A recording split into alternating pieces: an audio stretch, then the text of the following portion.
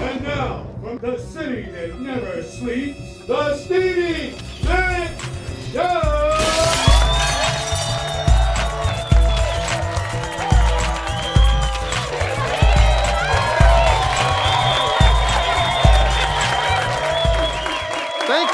Thank you. Glad y'all could be here tonight and you looking at home. It is awesome, man. Listen, driving over here had to use my GPS. Am I the only person that argues with his GPS like a crazy person? My GPS told me, make a left turn down Slauson. I was like, hell no, somebody got shot down Slauson. Did you hear about this? The president said that the Secret Service intercepted some mail recently. Yeah, it had a suspicious white powder in it. But they had snorted it all up before they could figure out what it was.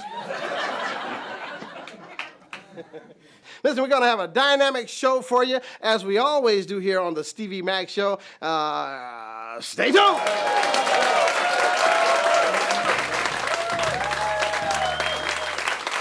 Yeah, welcome back to the show.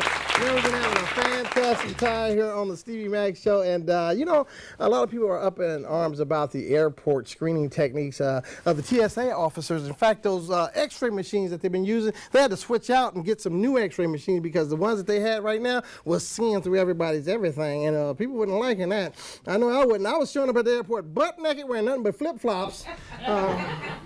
Because they want you to get undressed. You got to get undressed and all that. But some people were saying that these screening machines that the TSA are using cause radiation. Yeah, radiation problem. In fact, we did an in-depth report on it. Here's a look at inside the TSA. Captain Bledsoe, I'd like to welcome you to the show. Tell us about these screening machines. What's this whole hoopla all about? Yeah, sure, there's a lot of hoopla surrounding the X-Ray 3000 screening machines, but that's all it is hoopla, mister. Those machines are perfectly safe. Nothing's wrong with them, not a thing at all. Well, we're glad to have on our show also Officer Jenkins of the TSA. Now, he's got a completely different story. Officer Jenkins, what kind of problems have you been experiencing from these machines? Huh? What kind of problems? What do you say? I said, what kind of problems have you been experiencing from these machines? Oh, well, yeah. I'm experiencing a lot of, difficulty. You see, my hair done fell out and everything, and I can't see as well as I used to. Cause see, my vision done went bad, and sex drive done dropped tremendously. Just ain't the same person I used to be in bed, and all kinds of things is happening to me that wasn't happening to me before. How long have you been working for the TSA? What? How long have you been working for the TSA? Say it again. Well, I can see where the hearing loss is definitely a problem. Go again. How long have you been working for the TSA? I've been working for the TSA for 1 day. 1 day? Yeah. You've been working for the TSA 1 day and you've experienced all these problems? I just started today. So how many screenings do you do in a particular day? I think I screened about 20,000 passengers today alone. I'd like to ask Montel Jackson, Reverend Al Sharpton, and Big Mike to weigh in on this issue. Well, thank you, Stevie. I'm glad to be on the show. And politically, looking at these X-ray machines, it's a very political hotbed issue because people are affected, as we can see with Officer Jenkins here. Now, this is a referendum politically that's going to hit the Senate floor like pancakes in a frying pan, and it's going to sizzle, baby, sizzle. And we're going to be attacking this on all sides because I'm definitely going to be voting against it because politically, when you think about it, none of us as American citizens got a chance to say anything about it. We don't need to vote on an issue like this. I mean, come on, really, think about that. That's a waste of our time. Going into some voting poll, wasting time, tax dollars. What do you know? I go through the airport tons of times a week. I do lots of travel. And so I am all against anything that's gonna cause my hair to fall out. How many screenings does it take a year to actually cause someone to have a problem? I'm telling you, you'd have to go through that machine at least 1,000 times a year for anything to happen. For any indication of anything to happen. Well, you're defending the machine's pretty tough there, and you don't feel they have a problem. Do you actually work with the screening machines yourself? No, I work in a building 3 blocks away. I seen the screening machines through the monitors we got there. Got about 500 monitors. Yeah. Here you got this man, he don't even handle the security screening process up front with the machine, so you really can't say nothing, Captain Bledsoe, against the Officer Jenkins there, because he's the one on the forefront fighting all the battles. Officer Jenkins has always been a problem. He was a problem from day one. He's a problem today. That's a lie. I mean, look at it. Coming over here, dragging our sacred name through the mud. You took an oath, mister. Captain Bledsoe, you're absolutely right. I mean, I'd like to take you and your whole gang out for coffee sometime. Now, can we summarize? Well, you know, in summation, I'd just like to say that I'm standing on the front lines with people like Captain Bledsoe and all our troops all across the world. What do you know? TSA all the way. Well, I'd just like to say I don't care about voting on none of it. I'm going to do what I'm going to do, and that's that. What am I going to do? I'm going to show up at the airport with nothing but a robe and a G-string on. They ain't got to run me through no kind of machine, because I ain't going to have nothing to hide. That's right. I'm going fully dressed myself. I don't know about all that. Big Mike, what say you? This has never been anywhere before. Now it's here all of a sudden. Somebody gets a bomb in their shoe or in their underwear, and all of a sudden, here we have screening machines out of nowhere. I beg to see the day when someone comes in with a booty bomb. What are we going to have then? Rectal probes.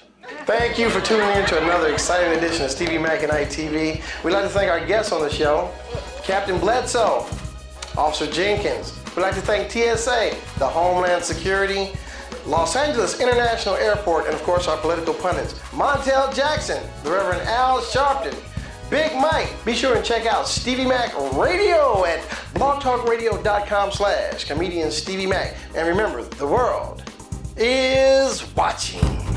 Yeah! How cool is that, man? That really makes you think about it before you go through the airport and everything. We got a couple of fantastic guests on the show tonight. Give a nice round of applause for TreLuv and Tommy Otis.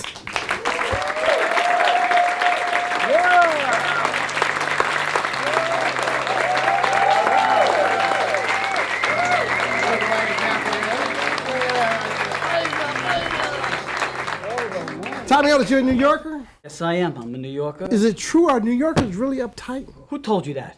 I swear to God, I'll cut their heart. Honest to God. You know why we yell, Stevie? We yell because we care. That's the way we show love. We yell. A lot of tough guys in my neighborhood, too, you know. Tough guys? Well, Tough guys. Is it hard to act like a tough guy? Not really. I just used the guys I grew up with. They all had colorful names, too, you know. Like Nicky No-Nose, Frankie the Thumper, Big Petey, Little Petey, Medium Petey, and those were just my mother's friends. So, Tommy, you look Italian. I'm Greek. I'm Did Greek. did you hear the gasp in the audience? We taught the Italians. We just talked about rectal probes in here. Oh, and here we are. Dr. Tommy at your cervix. TreLuv! What's happening, man? Man, tell us what it's like to be a starving artist. Well, I'm gonna tell you what it's like. You know, you gotta get your bus pass. You know what I'm talking about? And then you gotta get your EBT card. You know, you have to make sure you get those things in order to survive. I thought about moving back home, Stevie. You know what I'm saying? Most African Americans, Tommy, to tell you, like, when we go through hard times, we think about moving back home. But you ever went to do something back that you did before, and then you realize why you stopped doing it? Y'all, I went to visit my parents after, you know, I thought about moving in, and then I went to visit my parents, and as soon as I got through the door, my mother turned into a rap star with requests. Y'all, I got through the door, I'm like, hey, Ma, how you doing? She's like, oh, I'm glad you here. Can you cut the grass? Can you take out the trash? Can you go to the store? Can you go inside? Can you bring Mama back some peroxide?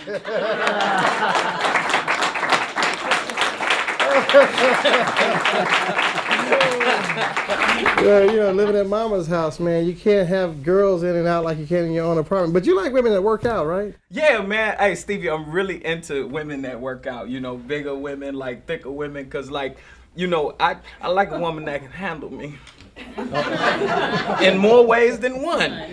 You know what I'm saying? I like this one chick I dated, she used to be a boxer. What? Yeah, she was a boxer. I walked in the house one time, fellas, how you walk in, like, hey, where the remote? She was on the couch like, I got it. I was like, I ain't even want it anyway. That would intimidate me too, man. Remote, well, a lot of relationships are settled over that remote. I thought you had the shades because of a remote fight, but pull it on. I don't let her hit me in the face. There you have it right there, TreLuv, Tommy Otis. Yeah. And both of them are fantastic actors, I gotta tell you. Funny as well as dramatic. You'd be surprised at how good they are. Let's take a look at one of those clips. Clip number 12. No, clip number, yeah. Let's take a look at the next clip. Whatever's in the timeline, this is them right there.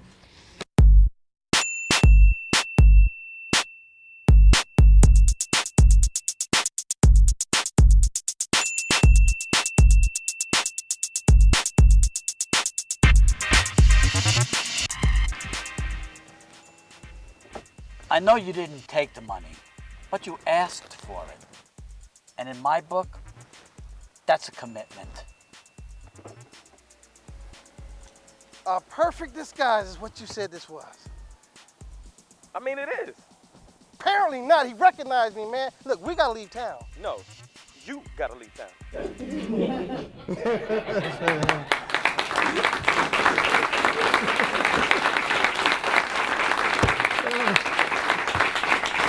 Give it up for TreLuv and Tommy Otis, everybody.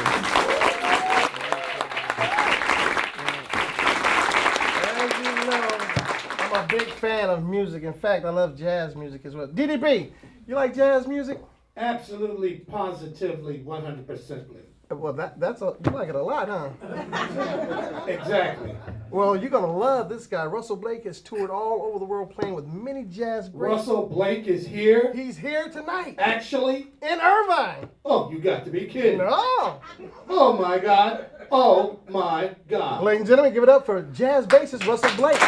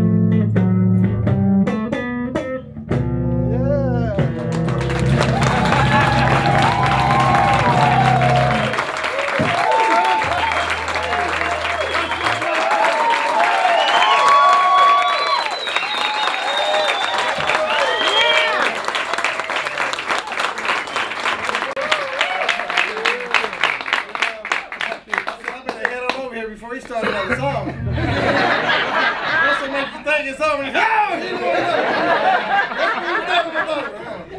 So Russel Blake. And now we go to my vote.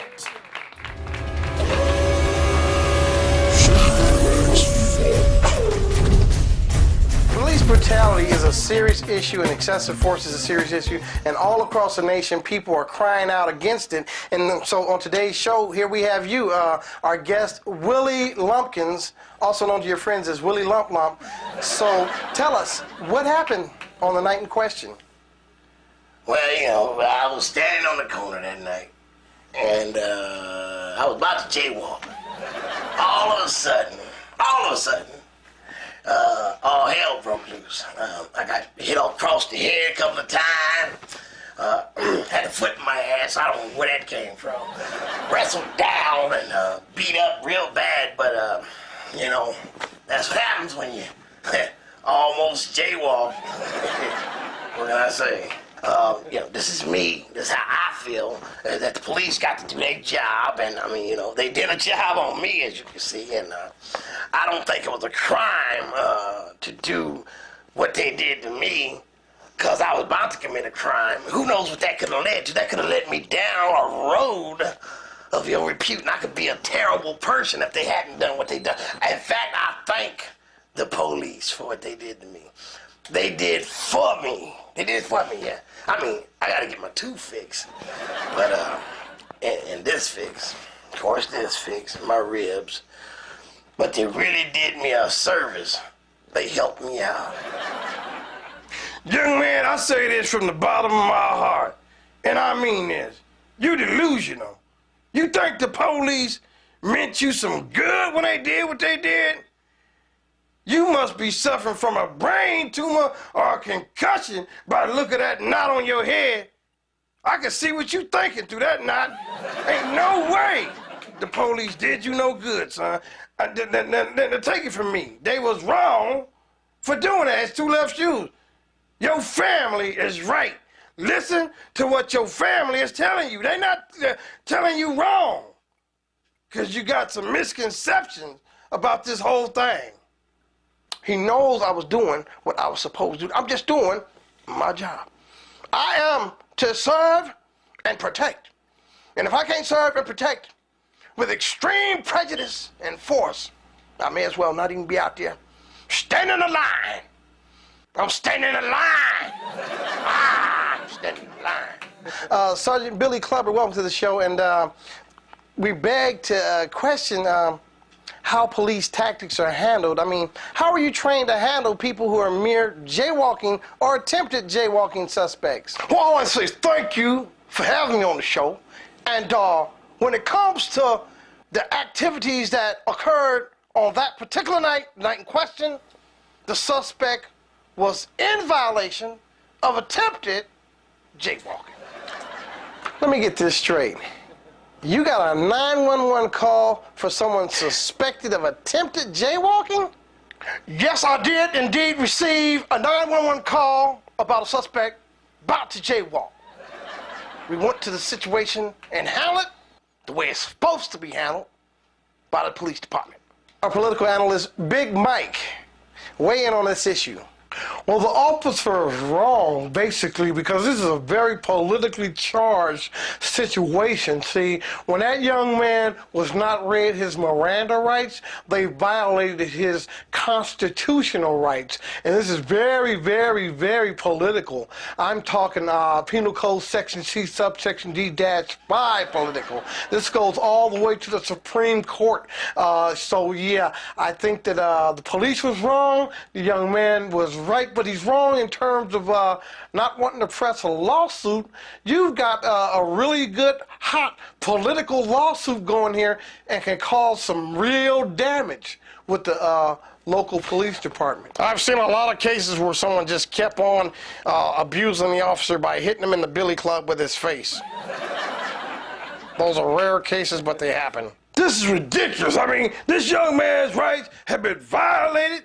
They have violated his due process of law. How can you beat somebody up like that just for attempted jaywalking. I've never heard of anything like this. Attempted jaywalking? Well, that's like beating somebody up and arresting them for what they thinking. Attempt at jaywalking cannot be a crime because before you bum rush somebody and beat them over the head with a flashlight, you got to have probable cause. There was no probable cause. His foot wasn't even in the street yet. He hadn't put his foot in the street. You got to put your foot, that just wouldn't be astute. This wouldn't be astute. Let me just get it out there like this. Well, people got to realize that attempt is a crime. Come on, attempted murder, attempted burglary, attempted rape, attempted larceny, attempted jaywalking. It's a crime. Crime is a crime.